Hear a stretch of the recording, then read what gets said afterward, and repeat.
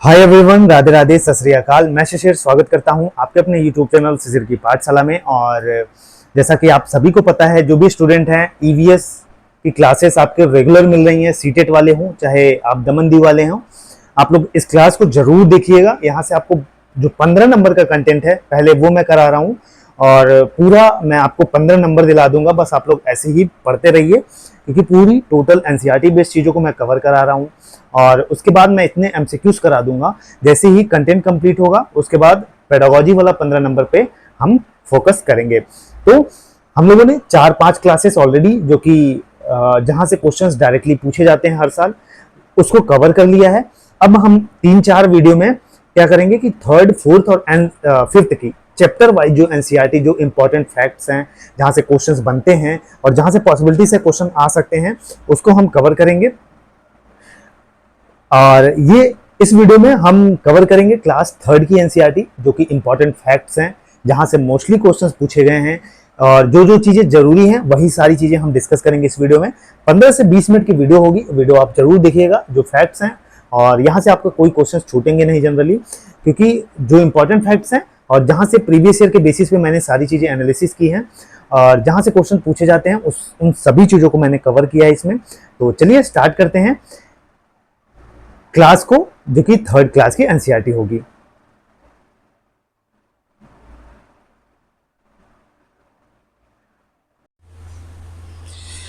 तो चलिए, जैसा कि मैंने आप सभी को बताया था, सीटेट और दमन दीव वाले जो भी स्टूडेंट हैं, सीटेट और दमन दीव वाले जो हैं, उनके लिए मैंने आपको बताया था कि आपकी क्लासेस ईवीएस की हो रही हैं रेगुलर। मैंने प्लेलिस्ट बना दी है, ठीक है, प्लेलिस्ट भी बना दी है। जिन्होंने नहीं देखा उसको जाके आप लोग जरूर देख लीजिएगा। प्लेलिस्ट में लगभग 4 क्लासेस हो चुकी हैं, और पूरी जो क्लासेस हैं वो एनसीईआरटी बेस्ड हो रही हैं। एनसीईआरटी बेस्ड पहले हम 15 नंबर के जो कंटेंट आते हैं, 15 मार्क्स के जो कंटेंट ओरिएंटेड टॉपिक्स हैं, उसको हम कर रहे हैं। उसके बाद 15 नंबर की जो पेडागोजी आती है उसको हम कवर करेंगे, ठीक है। तो ये है हमारा प्रोसेस पूरा, जो कि सीटेट और दमन दीव वाले इसको देख सकते हैं अच्छे तरीके से। पहले ईवीएस की प्लेलिस्ट मैंने बनाई है, एनसीईआरटी बेस्ड सारी चीजों को मैं कवर करा रहा हूँ। 15 नंबर का कंटेंट अभी कंप्लीट कर रहे हैं। जैसे ही 15 नंबर का कंटेंट कंप्लीट होगा उसके बाद हम कवर करेंगे जो पेडागोजी वाले क्वेश्चन है, ठीक है। तो जैसे ये सब कवर होंगे तो उसके बाद हम पीवाईक्यू सॉल्व करेंगे। तो इस तरह से हमारी एक बेहतर प्रिपरेशन हो जाएगी। तो चलिए स्टार्ट करते हैं। जैसा कि मैंने आपको बताया था कि आज हम लोग पढ़ेंगे क्लास थर्ड की एनसीईआरटी, क्लास थर्ड की एनसीईआरटी, ठीक है। जो बुक है उसमें जो इंपॉर्टेंट टॉपिक्स हैं उसको आज हम कवर करेंगे। अच्छे तरीके से वीडियो को पूरा देखिएगा। तो चलिए, सबसे पहले हम क्लास थर्ड की एनसीईआरटी की बात करें तो इसमें जो चैप्टर नंबर 5 है, ठीक, चैप्टर नंबर जो इंपॉर्टेंट टॉपिक है उसी को कवर करेंगे, जो बिना मतलब के हैं उसको नहीं। तो चैप्टर नंबर 5 में बस एक छोटी सी चीज दी गई है, इसके बारे में, रैट के बारे में, ठीक है, चूहों के बारे में दी गई है। तो चूहों के बारे में जो इंपॉर्टेंस दी गई है, इंपॉर्टेंट चीजें दी गई हैं, इसमें क्या दिया गया है कि जो चूहे होते हैं इनके जो देखने की क्षमता होती है, देखने की कैपेसिटी जो होती है,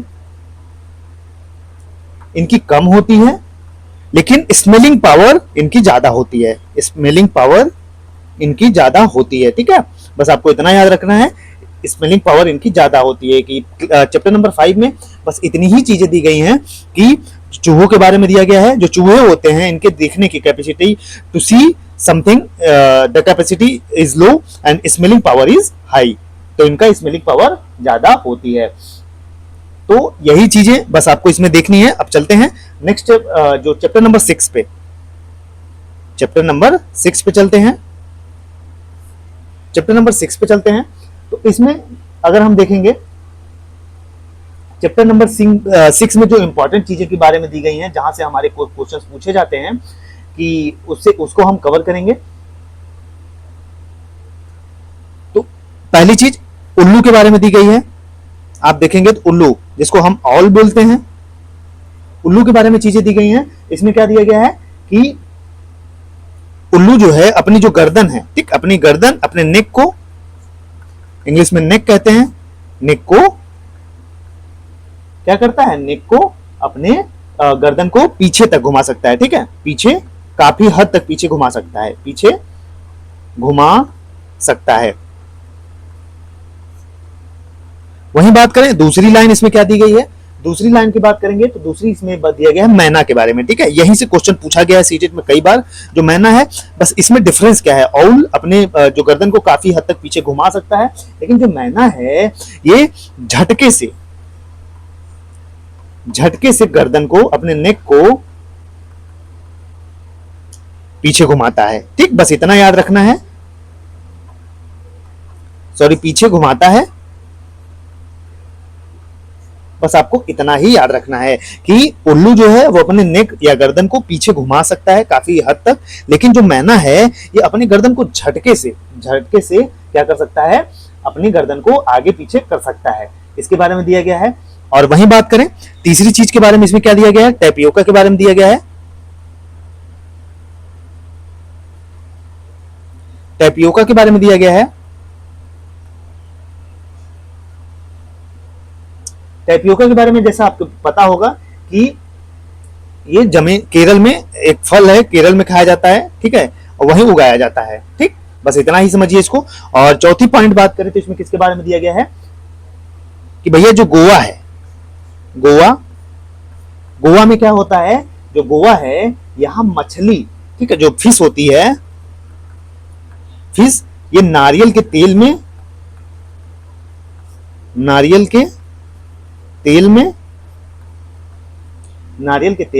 बनाई जाती है। तो जो फिश करी आप खाते हैं वहां पे, तो जब आप जाएंगे गोवा हुआ कभी जाएंगे तो तेल में बनाई जाती है।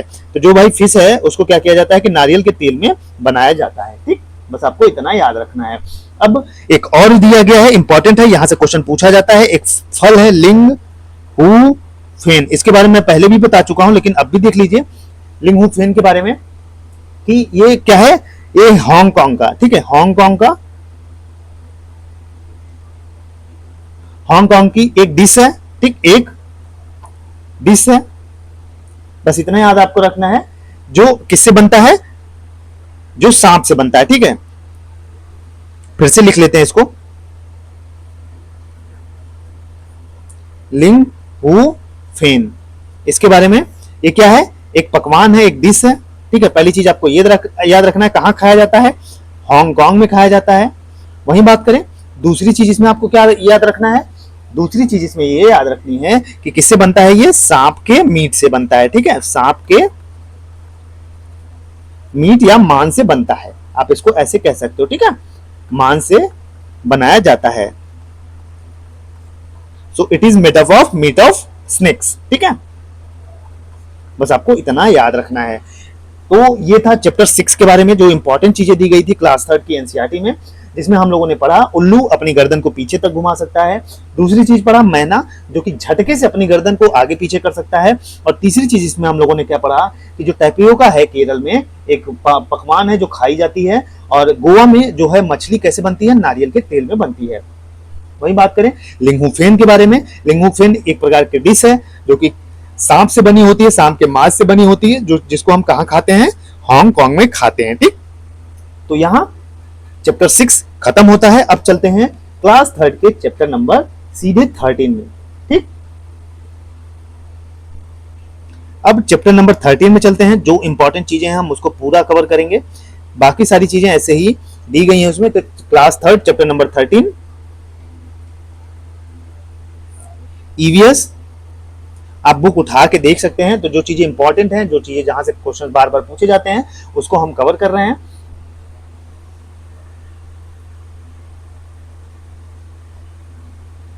तो चलिए अब स्टार्ट करते हैं चैप्टर नंबर 13 में।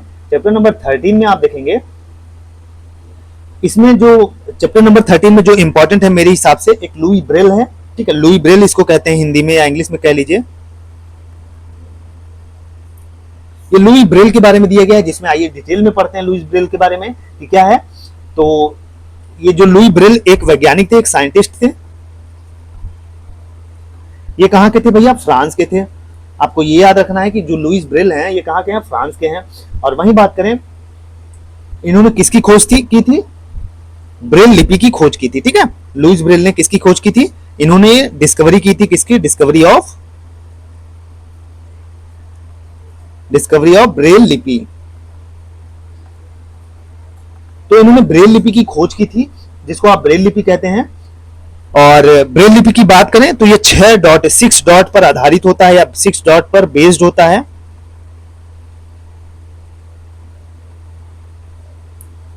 ये 6 डॉट पर बेस्ड होता है, मतलब ऐसे छोटे छोटे बिंदु बने होते हैं, ठीक है, उभरा हुआ होता है, जिसको आप हाथ से टच के फील कर सकते हैं इसको।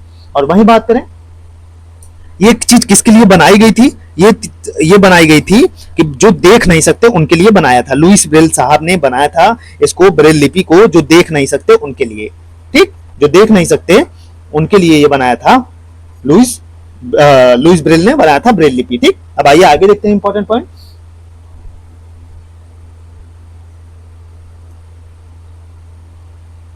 तो इसमें जैसा कि मैंने बताया कि ऐसे 6 बिंदुओं पर बेस्ड होता है, ठीक है, नुकीली होती है ये बहुत ही शार्प होती हैं। और इस पर क्या करते हैं, जो देख नहीं सकते, जो देख नहीं सकते वो क्या करते हैं कि इस पे अपना हाथ फेरते हैं, ठीक है, इस जो पॉइंट बने होते हैं इस पे अपना हाथ फेर कर उसको फील करके लेटर्स को समझ जाते हैं, ठीक है, जो लेटर्स की क्या लिखा है। तो इसी को लुईस ब्रेल ने खोज किया था, ठीक है। हम लोगों ने क्या पढ़ा, सीधी सी बात है, लुई ब्रेल के बारे में पढ़ा। लुई ब्रेल साहब हैं, कहां के थे? पहली चीज फ्रांस के थे। दूसरी चीज किसकी खोज की थी? ब्रेल लिपि की, ब्रेल लिपि की डिस्कवरी की। वहीं तीसरी चीज बात करें तो ये किसके लिए, जो देख नहीं सकते, ब्लाइंड पीपल के लिए,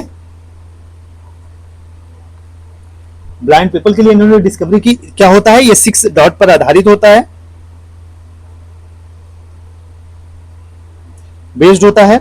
वहीं पांचवी चीज, जो देख नहीं सकते, ये उभरे हुए बिंद नुकीली होती हैं, ठीक है, नुकीली होती है, ये नुकीली होती है और इसी पर हाथ फेरकर जो ब्लाइंड पीपल होते हैं उसको पढ़ लेते हैं, ठीक है। तो ये थी लुईस ब्रेल के बारे में। अब आइए चैप्टर नंबर 18 पे चलते हैं, ठीक है, चैप्टर नंबर 18 पे चलते हैं।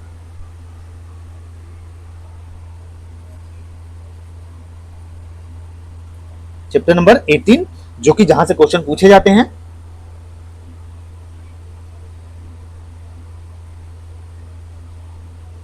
तो आसाम में, जो आसाम होता है भैया, आसाम में बस इतना जानिए, यहां आसाम में यहां पर बहुत बारिश होती है, ठीक है, यहां पे बहुत ज्यादा रेन होती है, हैवी रेन आप जिसको कहते हैं, यहां बहुत बारिश होती है। तो जिसके चलते क्या होता है कि जो घर होते हैं, जो हाउस होते हैं यहाँ के, ये किससे बनते हैं? ये जो बैम्बू होता है, बैम्बू ट्री आप लोगों ने देखा होगा, बांस के, ठीक है, बैम्बू जिसको बांस कहते हैं, बांस के जो पिलर्स होते हैं, बांस के पिलर्स पर बनाए जाते हैं।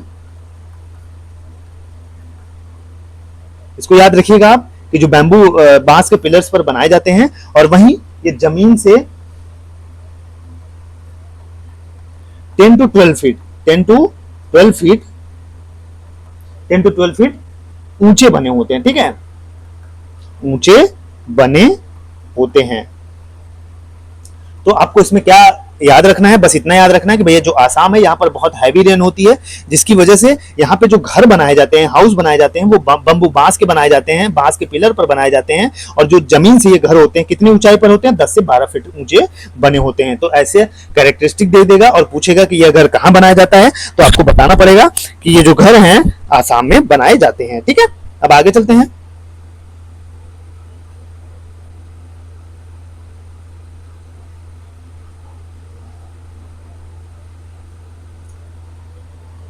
दूसरी चीज राजस्थान के बारे में देख लेते हैं। राजस्थान आप जानते हैं, ठीक है, एक डिजर्ट एरिया है, एक सूखा एरिया है भैया। यहाँ जो रेन है वो बहुत कम होती है, बारिश बहुत कम होती है, ठीक है, बारिश बहुत कम होती है। और यहाँ के जो लोग हैं, जो पीपल्स हैं यहाँ के, राजस्थान के, ये जो घर बनाते हैं, कैसे बनाते हैं? मिट्टी के घर बनाते हैं, ठीक है, मिट्टी के आप घर देखे होंगे, मिट्टी के घर बनाते हैं, मिट्टी के घर बनाते हैं, आप लोगों ने देखा भी होगा। और इनकी दीवारें जो होती हैं, जो दीवारें होती हैं, इनकी जो दीवारें होती है बहुत मोटी होती हैं, ठीक है, बहुत मोटी होती हैं। बस आपको इतना याद रखना है कि इनकी जो दीवारें होती हैं ये बहुत मोटी होती हैं, और इसको जो वहां के लोग हैं लीप पोत कर, वैसे हम लोग पेंट करते हैं, लेकिन यहाँ की जो घरें होती हैं उसको पेंट नहीं करते हैं, उसको मिट्टी से ही लीप देते हैं, ठीक है, एक पेंट की तरह ही लेयर बना देते हैं, उस पे लीप पोत कर सजाया हुआ होता है, ठीक है, ये घर जो होता है सजाया हुआ होता है। और बात करें तो इसकी जो छतें होती हैं, छत बात करें रूफ टॉप होते हैं, जो छतें होती हैं ये कटीली झाड़ियों से बनती हैं, ठीक है, कटीली जो झाड़ियां होती हैं उनसे बनाए जाते हैं, कटीली झाड़ियों से बनाए जाते हैं। तो राजस्थान के बारे में हम लोगों ने क्या पढ़ा कि भैया यहाँ पे बारिश बहुत कम होती है, तो यहाँ के जो लोग होते हैं, ये यहाँ के जो लोग होते हैं वो कैसे घरों में रहते हैं, मिट्टी के घरों में रहते हैं, और जो जिसकी दीवारें क्या होती है बहुत मोटी होती हैं, और किससे बनती हैं दीवारें, मिट्टी से ही बनती हैं, और यहाँ पर लीप पोत कर जो घर होता है उसको बहुत अच्छे तरीके से सजाए रहते हैं, और बाकी जो इनकी छतें होती है, जो रूफ होती हैं, कटीली झाड़ियों से बनाई जाती हैं। इसमें इतना ही पढ़ना है। अब आगे चलते हैं। इसी में दिया हुआ है जम्मू कश्मीर के बारे में, JNK आप जिसको कहते हैं।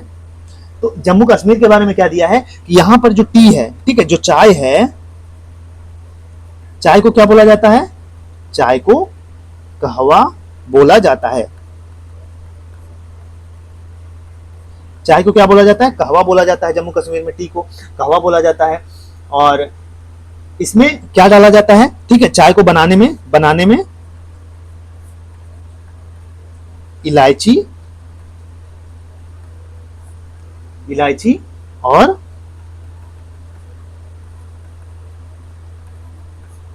बादाम का यूज होता है, ठीक है, यूज किया जाता है। तो हम लोगों ने क्या पढ़ा, जम्मू कश्मीर के बारे में पढ़ा कि जो जम्मू कश्मीर है भैया, यहाँ पर टी चाय को क्या कहा जाता है, कहवा बोला जाता है। ये क्वेश्चन पूछा गया है सीटेट में भी। और यहाँ पे जो चाय बनाई जाती है जिसको कहवा बोलते हैं, इसमें किस चीज का प्रयोग होता है, इलायची और बादाम का यूज होता है, ठीक। इसमें हम लोगों को इतना ही पढ़ना है। तो ये क्लास 3 की जो इंपॉर्टेंट एनसीईआरटी थी उसको हम लोगों ने कवर कर लिया। इतना ही है। क्लास 3 में जब आप देखेंगे, क्लास 3 की एनसीईआरटी खोलेंगे, आप बुक खोलेंगे, तो जहां से क्वेश्चन पूछे जाते हैं उसको हम लोगों ने, जो इंपॉर्टेंट टॉपिक्स थे, जिसको आप इंपॉर्टेंट टॉपिक्स बोलते हो, उसको हम लोगों ने बहुत अच्छे तरीके से कवर कर लिया, जहां से क्वेश्चन मोस्टली पूछे जाते हैं। और वही बात करें तो ऐसे ही अब हम लोग कल कंप्लीट करेंगे क्लास 4 की एनसीईआरटी, ठीक है, क्लास 4 की एनसीईआरटी। तो इसके बारे में पढ़ेंगे और जो इंपॉर्टेंट क्वेश्चंस है, इसके बाद हम लोग इंपॉर्टेंट क्वेश्चंस जो हैं उसको कवर करेंगे, ठीक है। तो ऐसे ही हम लोग पढ़ेंगे चीजों को, और आशा करता हूं, ठीक है, थोड़ा सा मैं बोर्ड पे इसको पढ़ाने की जरूर कोशिश करूंगा। थोड़ा सा टाइम चाहिए, टाइम इसमें थोड़ा सा टाइम कम लगता है, इसकी वजह से मैं इस पे पढ़ा रहा हूँ आपको। लेकिन जैसे ही मेरा टाइम, चीजें हैं, एग्जाम वगैरह थोड़ा सा कुछ थे, तो जैसे ही हो जाएगा मैं आपको पढ़ाऊंगा अच्छे से। इंपॉर्टेंट जो भी टॉपिक्स हैं इसको मैं बहुत अच्छे तरीके से आपको बोर्ड पे भी पढ़ाऊंगा, और काफी इतने क्वेश्चंस मैं 1000-2000 क्वेश्चंस प्रैक्टिस करा दूंगा कि आपको ईवीएस में मैं मास्टर बना दूंगा। बस आप लोग एंड तक ऐसे ही बने रहिएगा। तो ये सारी चीजें, और एक चीज मैं और बता दूं, जिनको नोट्स चाहिए सीटेट की, 8853954496, ठीक है, मैं फिर से लिख दे रहा हूं, 8853954496। इस नंबर पर आप मैसेज व्हाट्सएप करके, ये व्हाट्सएप नंबर है, इस पर मैसेज करके हिंदी और दोनों इंग्लिश मीडियम में आप नोट लिख सकते हो। हिंदी एंड इंग्लिश दोनों मीडियम में नोट्स अवेलेबल हैं, आप नोट्स को ले सकते हो। एक मिनिमम कॉस्ट है जो कि मार्केट से बहुत कम है, बहुत सारे बच्चों ने लिया भी है, और आप भी ले सकते हो। बाकी ऑल द बेस्ट, पढ़ते रहिए। मिलेंगे अगले वीडियो में क्लास 4 की एनसीईआरटी के साथ। जय हिंद, जय भारत।